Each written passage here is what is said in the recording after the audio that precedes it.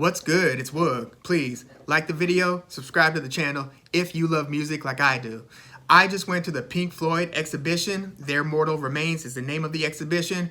This was at the Vogue Multicultural Museum in Hollywood, California. And I'm not gonna lie, I had a hell of a time. You know, they kind of take you through a tour, and they have a lot of audio visual stuff going on where you're basically, wearing some headphones and you're going to these different booths and stations, and they're either giving you some music or they're giving you interviews or other videos and just multimedia to kind of tell the comprehensive story of Pink Floyd from beginning to end.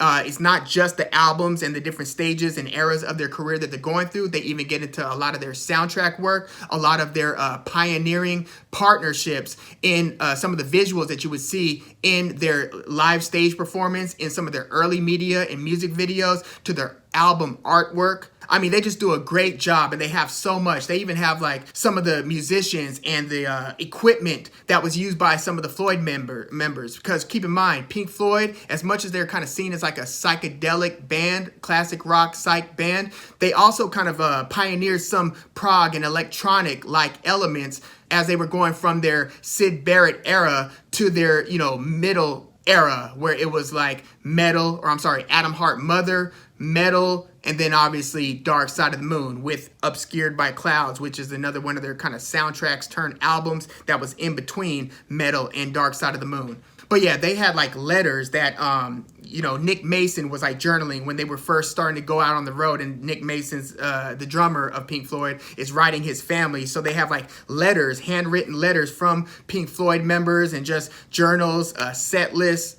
They have a lot of like artifacts, like different statues or dolls, kind of models of some of the imagery and some of the figures that you would see in some of Pink Floyd's later works, like The Wall, and some of what you would see in the Wall movie, and the music videos around the time of Animals, The Wall, even Wish You Were Here, and some of what you would see if you were going to a Pink Floyd concert at the time. Not just, the floating pig or the wall itself, but, different figures or just abstract and, disturbing images that you would see in some of their more dramatic and evocative visuals that accompany their legendary music. So, you're walking around this thing and you're just kind of immersed in the Pink Floyd experience. And that's exactly what I was looking for. Now, I, prior to this, had seen, a ton of Pink Floyd documentaries and their live show DVDs like Pulse and what was the disaster one? Delicate Sound of Thunder,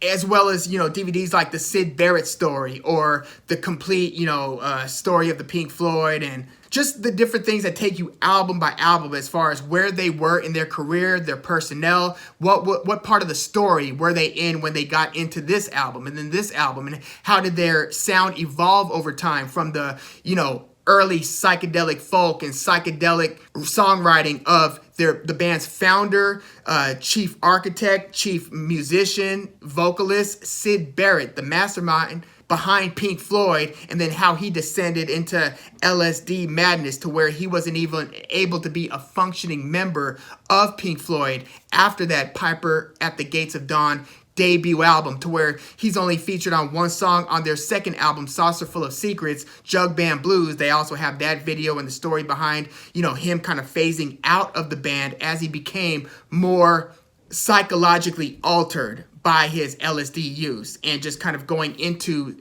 mental health issues, to where, again, he just couldn't function with the band. And then they brought David Gilmore in, who became pretty much, in my book, He's my favorite Pink Floyd member, David Gilmore. I just can't get enough of his guitar and his slide guitar, right? They did a good job at this exhibition at kind of telling the story as far as how they had one identity under Syd Barrett, and then they started transitioning into this glacial period where it was more soundscapes and these long musical instrumental pieces, basically in large part because they were such talented musicians, but they didn't have any real guidance because, again, their songwriter's gone. Roger Waters hadn't developed into the songwriter he would later become by the time of Dark Side of the Moon, Wish You Were Here, Animals, in The Wall. and David Gilmore hadn't become a confident lead singer, vocalist, nor had Roger Waters. They had a lot of songs where some of them were sung by Roger Waters, others were sung by David Gilmore. I say it was like 60-40, where it was Gilmore singing a little bit more lead, but Roger Waters, as the albums continued, you got more vocals from Roger Waters by the time you were getting to The Wall, which was kind of, you know, their swan song as a collective with the four members that we all associate with Pink Floyd: David Gilmour, Roger Waters, Nick Mason, and Richard Wright. They also did a great job at showcasing Richard Wright as kind of the late Richard Wright, rest in peace, but as the unsung hero of the Pink Floyd, or of Pink Floyd. They used to be called the Pink Floyd in the very beginning. But Richard Wright came from a jazz background, so he was able to put a lot of the keys and the synths in a lot of the sonic explosions and sonic builds that you hear in Pink Floyd's music. It wasn't just the musicianship of Dave Gilmour brought to the forefront, but it was every bit as much a Richard Wright composition. Just think of the transition between Time, and then how when Time from Dark Side of the Moon, right after Breathe, gets to Time, and then they go into the reprise of Breathe before getting into the Great Gig in the Sky, where there's that almost orgasmic like singing performance from a female vocalist with the musical explosion, kind of the midpoint climax of Dark Side of the Moon. One of the most powerful moments, in my view, in classic rock history, right there. Well, you know, Richard Wright is the one doing the keys that transition you from that Breathe reprise at the end of Time that leads into and then carries you through Great Gig in the Sky. Obviously, there was that very electronic and very pioneering experimental On the Run between Breathe and Time that I forgot to mention, but there is that as well. And they, again, take you through all this and what kind of mechanics and what kind of engineering was going into some of these sonic experiments that the Pink Floyd was getting into as they went from that post-Syd Barrett glacial period of Ummagumma, and where they started doing a lot of soundtracks, like the soundtrack for Zabriskie Point or More, which was kind of sandwiched between Ummagumma and Atom Heart Mother. By the time they got to Atom Heart Mother and then Metal, they started becoming what they were soon to become with Dark Side of the Moon. I kind of look at Metal as being like the halfway point into Dark Side of the Moon. It features one of my favorite songs, Echoes, at the end of the album, and One of These Days at the beginning of the album. It's probably one of my favorite Pink Floyd albums, among their most underrated too. I mean, you've got Pillow of Winds right after One of These Days, and Fearless right after Pillow of Winds, which is very good as well.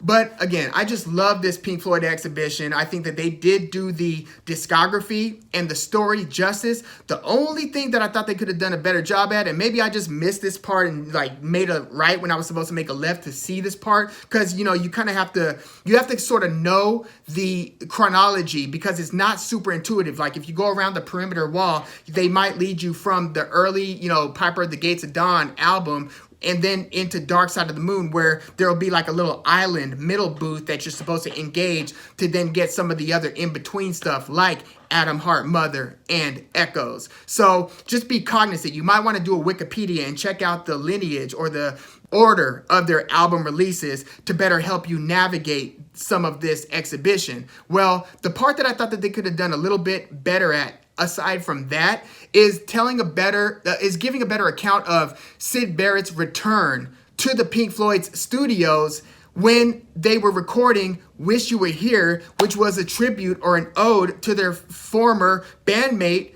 Syd Barrett. They're the founder of their band. They're recording basically, you know, Shine On You Crazy Diamond and Wish You Were Here, which are sort of odes to him and his mental health struggles and just that descent into sort of, you know, impersonal oblivion. I mean, he went back to Cambridge to live with his parents for the rest of his life, was never really emerged at all as a public figure, which I could get why you wouldn't want to be a public figure, but there was a switch that was seemingly flipped in the brain of Syd Barrett, which was never unchecked, to where he would return to the Syd Barrett that the other Floyd boys grew up with. Now, we're speculating that LSD contributed, or overuse of LSD contributed to that, but we don't fully know that. That's just kind of how the story goes, and some of it is conjecture. But they did have a booth and a wall that was telling of how, you know, they're recording Wish You Were Here. Again, this is several albums removed from that Piper of the Gates of Dawn, which was all Syd Barrett, you know, doing the lead vocals and the lead musician and just the lead mastermind of that debut album. Wish You Were Here was like 7, 8 albums later, like 8 years later. You know, they were only remembering him at this point through their recollection of him and through their music. And all of a sudden there's this, you know, pudgy person in the studio while they're recording, and they're just wondering, do you know this guy? Do you know this guy? And then they, you know, go up to him and start talking with him, and they see in his eyes that, oh my God, that's Syd. And so this was like a haunting, just extraordinary part of the band's career. And while they did cover that in the exhibition, I feel like they could have done that a little bit more dramatically to kind of mimic or fully spotlight how powerful of a moment that was for the band, for the current configuration of Pink Floyd. Just to have that reunion with Syd Barrett, even if it was short-lived and a one-time only thing. It was just that special. I felt like that could have been strengthened just a bit. I mean, damn. I mean, a couple of the lines in Shine On You Crazy Diamond was, now there's a look in your eyes like black holes in the sky. Shine on you crazy diamond. And if you look at, you know, pictures of Syd when the band was first starting versus Syd just 2 years later, you could see the black holes that were once more lively and expressive eyes. I mean, maybe they were just as expressive, just in a darker way later on Syd. So yeah, very, very spooky part of the Pink Floyd story. And overall, I love the exhibition. I love what I was seeing as well as what I was hearing. Well, obviously what I was hearing, but very interesting interviews. I had seen some of the interview footage before in prior Pink Floyd related documentaries, but this was just kind of a one-stop shop to just kind of get a comprehensive view of the story of Pink Floyd. And, you know, they did have a gift shop right around the corner, and keep me out of these gift shops. You know, I got like one of these like experience mugs. I got this shirt, obviously. I got coffee, like coasters, you know.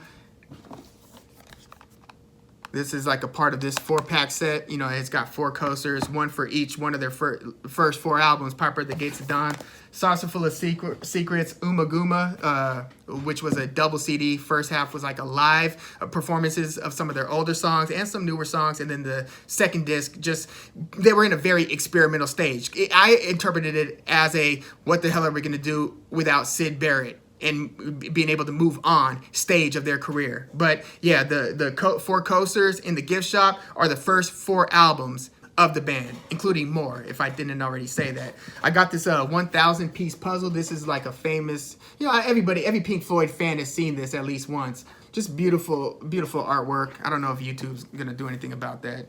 I also got this t-shirt. I really like this one.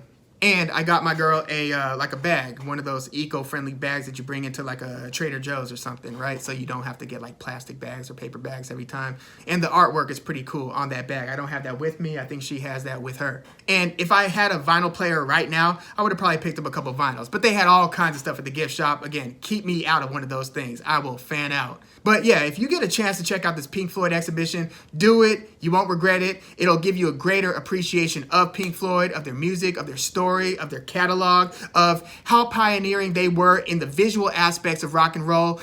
Just a very artful and creative band. Again, some of these booths also shouted out their, you know, different collaborators, like Storm Thurgerson. He's responsible for a lot of the album artwork, for instance. So they tell you a lot about them. So yeah, give that a look. If you have given it a look, let me know what you think in the comments. And if you haven't, let me know if you are a Pink Floyd fan. And if you do have a top 3 Pink Floyd albums, if you ask 10 different people what your top 3 Pink Floyd albums are, you're probably gonna get a different list from all 10 people. That's the sign and the mark of a truly great band with an excellent discography. Please leave your comments in the comments, like the video, subscribe to the channel if you love music like I do. I'm Woog. Thanks for tuning in.